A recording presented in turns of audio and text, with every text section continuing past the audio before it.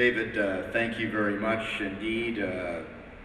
Member of Parliament Schellenberger, Member of Parliament Braid, my colleague Diane Finley, amongst others. I'm sure there's others out there. I just can't see you all with all the bright lights here, but I'm sure you're out there anyway. Thank you for joining us this morning and throughout the day here in Stratford, a very important location, a very special place. I know you're all thinking of Justin Bieber right now, but it's a special place because of the Shakespearean Festival as well, and a special place because of Canada 3.0 today. And I was thinking about that, and I was thinking about, of course, some of the greatest plays in the English language or any language, and All the World's a Stage came to mind. Today, the stage includes the online world of cloud computing, social media, and e-commerce, a little bit different from several hundred years ago. And that's why it's so great to be part of Canada 3.0 again. Let me first congratulate the organizers for this first-rate conference. It really feels like we're the center of the universe today. And of course, why that's important is because this room and all the people online and on stream are people who are being brought together, who are passionate about digital media, online work, who understand the importance of the digital economy, not only to Canada, but to the future of humanity. Depuis ma nomination à titre de ministre de l'Industrie, j'aborde régulièrement la question de l'économie numérique parce que je crois en son potentiel de transformer notre économie, de stimuler la productivité et de créer des occasions. Now, with Canada's speech from the throne and the last federal budget, my personal priority has become a government commitment. Specifically, the budget promises that the government will develop a digital economy strategy that will, and I quote, enable the information and communication technology sector to create new products and services, accelerate the adoption of digital technologies, and contribute to improved cybersecurity. Ladies and gentlemen, this commitment will be honored starting today. I'm pleased to announce the launch of a nationwide consultation with the release of a discussion paper, an old format here, but of course online as well, that will be on the digital economy strategy. Now, all Canadians will have a role to play in helping to shape Canada's digital future.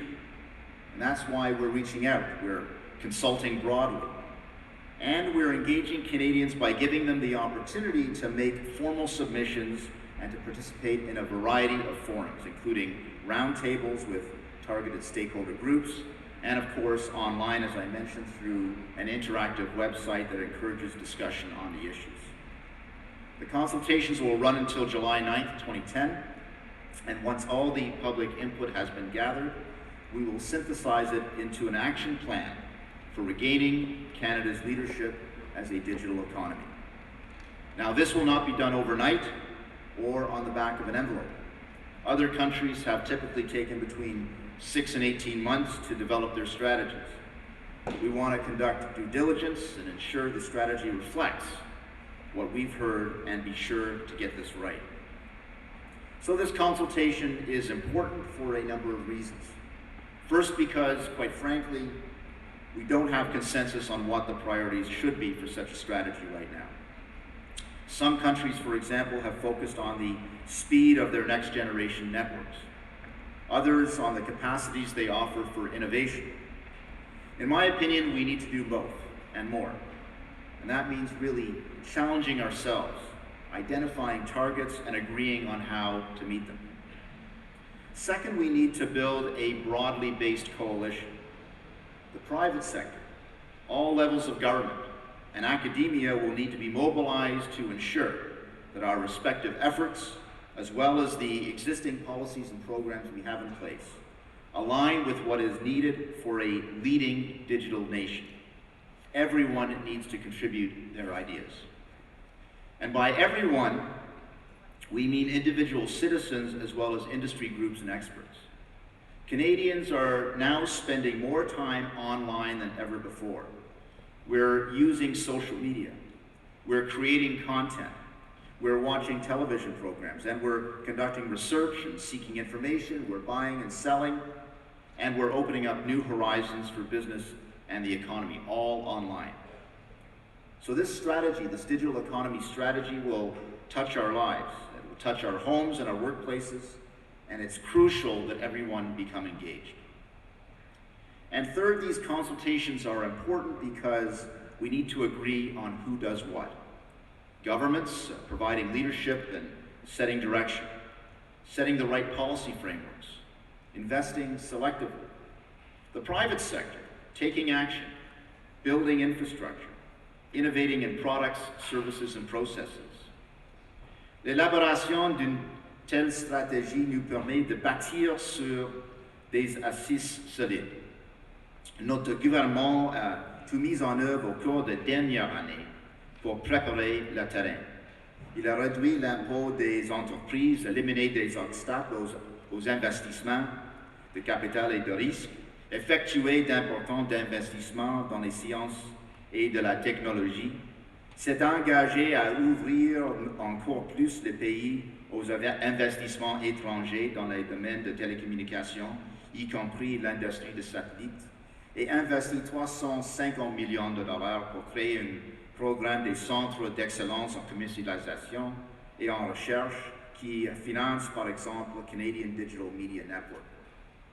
These efforts build on our suite of programs from the Scientific Research and Experimental Development Tax Credit, the National Research Council Canada Industrial Research Assistance Program, and programs from the Export Development Canada and the Business Development Bank of Canada through our trade promotion and market access efforts abroad. I also want to recognize the outstanding work undertaken by my colleagues, Minister Moore on digital media and content, and of course Minister Diane Finley on digital skills, that have provided and will be providing critical elements that are preparing Canadians to compete and win. And of course, all levels of government, your worship and our provincial colleagues as well, have to be and are working together to improve Canada's digital advantage. In fact, several provinces are developing ICT strategies, and they're supporting research and contributing to connecting rural and remote communities with broadband. And I want to say that we congratulate and support our provincial, territorial, and municipal colleagues for their activities, and of course we'll continue to learn from each other's experiences. So, ladies and gentlemen, there is a strong foundation in this country, but as Kevin was alluding to, there's a lot of work still to be done. And what's more, we cannot be standing still, waiting for the consultations to conclude. We've got to keep proceeding. Even as they proceed, we are continuing to build a momentum toward a digital economy. As you know, on the legislative side, we will introduce important new copyright and anti-spam legislation and update our privacy laws for the digital age. These measures will build confidence amongst consumers, cut costs for businesses, and protect the rights of Canadians whose research, development, and artistic creativity contribute to Canada's prosperity. We also know that as technology evolves and as the number of applications increases, the demand for wireless broadband will grow. According to Cisco, wireless networks in North America will carry about 740 petabytes of data per month by 2014. In case you're wondering, that's 740 quadrillion bytes, or 740,000 terabytes. And that figure is more than 40% higher than last year. And so timely and predictable access to additional spectrum is crucial to ensuring that we have the capacity we will need to meet future growth and for next generation mobile apps and essential public safety services. Now, these are measures that only governments can do.